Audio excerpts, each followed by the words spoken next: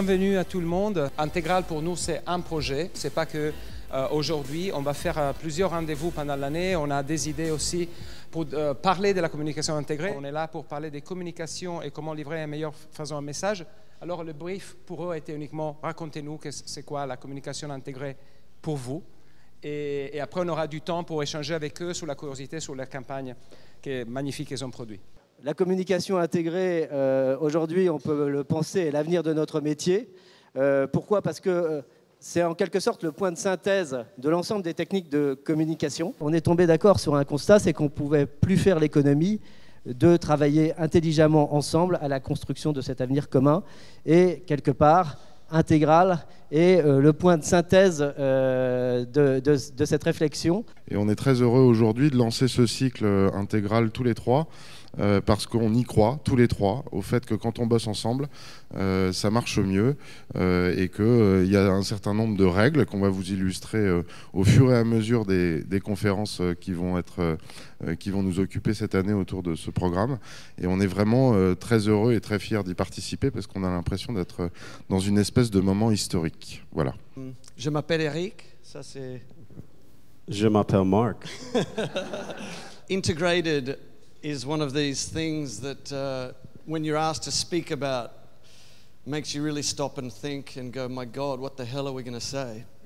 You know, because it is one of those things that everyone's talking about. You know, there's the Titanium Award in Cannes and everyone's just mad to understand integrated marketing. So because this is advertising and we love buzzwords, there are many words to describe what, you know, integrated marketing is.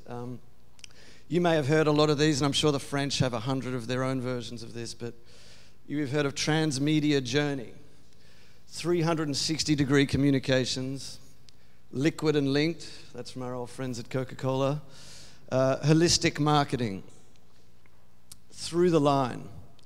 But these are all buzzwords, and the more we thought about this, we thought, what the hell is integrated marketing? And we came to the conclusion that it is simply this, advertising. I don't think integrated marketing is any different from what we've been doing for years in advertising. That's why we call it advertising. Advertising has always been about campaigns, and in the past it was about TV and radio and print and making all those things work well together.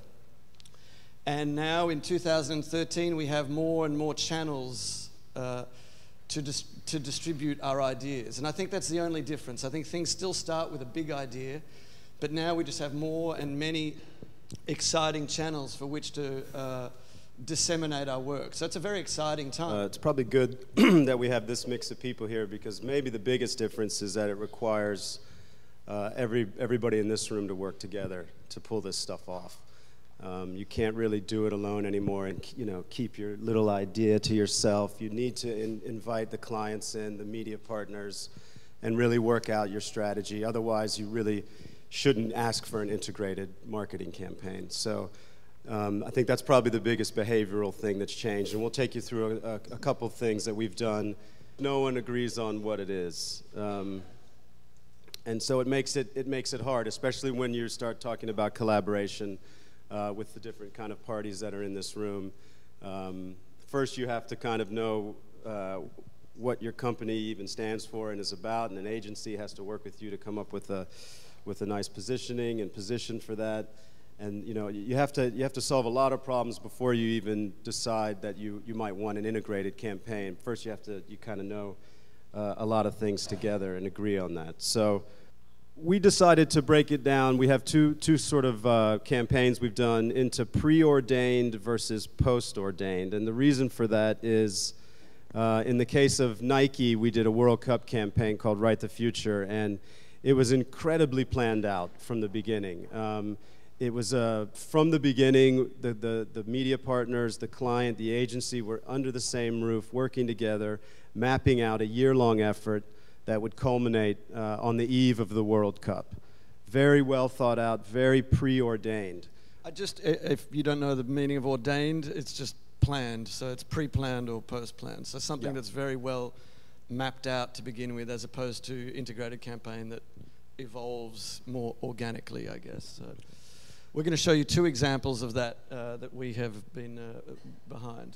starting with this one. Yeah, so this is the one that's about it being very planned out in advance. Do you want me to? Yeah, go ahead. Well, I mean, just a little background on this campaign. I mean, obviously, football for Nike is a massive deal, because I think there's a massive battle between Adidas and Nike to take ownership of football, because football is the biggest global sport there is. So for them as a company, it was so important that they win the battle. So this campaign starts at the World Cup in 2010 in South Africa. And it was a year-long effort that was very planned out from the beginning to the end. And basically, it started a year before the World Cup, where Nike, the Nike website, or the Facebook site, literally had no fans, not one.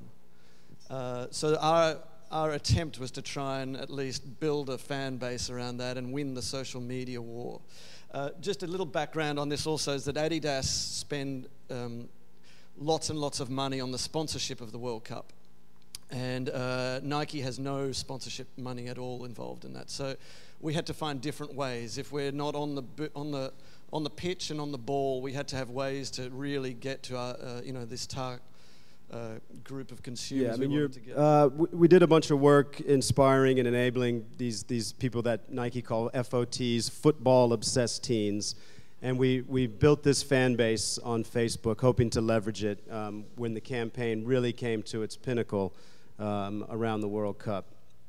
And what we gave people, and we'll show you, is before a ball had been kicked, before a game had happened, right at the moment where everyone is sort of talking about what might happen. You know, it's what all sports fans do, is they say who's going to win, they try to predict the future. Right when that moment is sort of at its zenith, we put out this piece of content to our Facebook community first, 48 hours prior to it going to anyone else. So it first spread via the social media online, and then we only credit to Mindshare and the media guys in Portland. We ran it one time on television during the halftime of the Champions League final in its full form, and with concurrent takeovers on Xbox Live and YouTube in that moment. So there was a media moment, that happened, and then it was primed to then use our social media channels to make it go crazy, which it did, luckily. Again, as a non-sponsor, the media decisions that were made and having the media guys with us and the client all figuring out how to do that along the way, not just after we had, the work.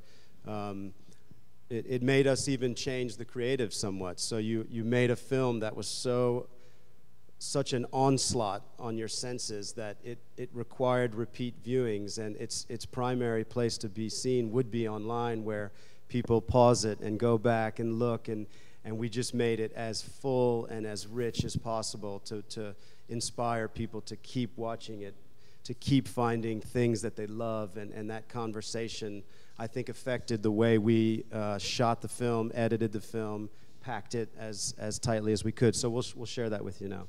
So we just wanted to show you something that maybe came at it from a very different way. And this is for some of the work we did for Heineken. And this campaign just comes out, I mean, it really started very much as just as a traditional TV brief. So we launched this campaign called Open Your World with Heineken. And this was the second TV commercial we made, called The Date. And it was basically, Heineken had a history of doing advertising which was all about the beer. And we turned the camera around to the drinker, and we wanted to flatter the drinker, the people that drink Heineken. We wanted to show them in a good light. We created this character called the Legend. These men that know their way around the world. Have a style and a grace, and they're comfortable in any situation. And I think what was interesting here is that we realized we had something amazing here in this character who sings in the TV commercial. He was this guy called Kiss, who we'd cast ourselves. He was this amazing kind of performer. And we'd put him together with the band. And we noticed even while we were shooting the thing, between takes, they were just incredible, this band. And they would start reinterpreting the music in different ways, and the song that we had on there in different ways. And he was just such a great character. And we decided, what can we do now with these characters? Is there something we can extend the campaign in an interesting way using these guys? So this led to two other things which we called the serenade. And if I guess if the TV commercial and the behind-the-scenes thing was the inspirational piece, then this was the enablement part where we allowed men of the world, you know, to have an opportunity to invite a woman out on a date. So we gave them the tools for that to happen. We just think that, you know, it's when you get asked to come up with these kinds of ideas that can work in these ways, everything else has to work like that too.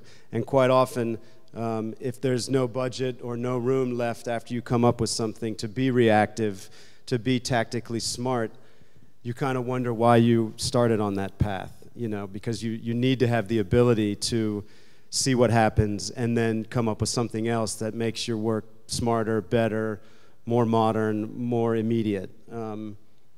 It is a great time. It's a bit of a creative revolution because you're not going to get through, you're not going to get people you know, clicking on your app or whatever it is if you're not doing something that's incredibly provocative and interesting for them. So for us, it's a great time. You know, I guess we look at social not as a channel but as a strategy, and I guess what that means is that you need to have ideas that are inherently social if you want to put them in this place. Otherwise, I don't know if it's going to work. So you don't just want to take the thing you have on TV and put it on Facebook, or you don't want to just, you know, take the things that slide we had about a key visual all over the world.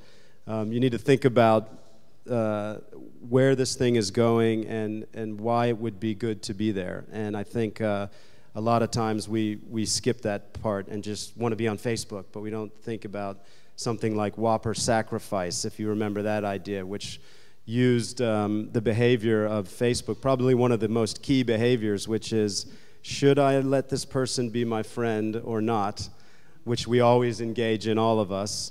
And they used that sort of part of your psyche on Facebook and turned it into something to get you a free hamburger by getting rid of some friends, which you probably want to do anyway. And this was a social idea because it really used the way we use Facebook and just attached an idea to it.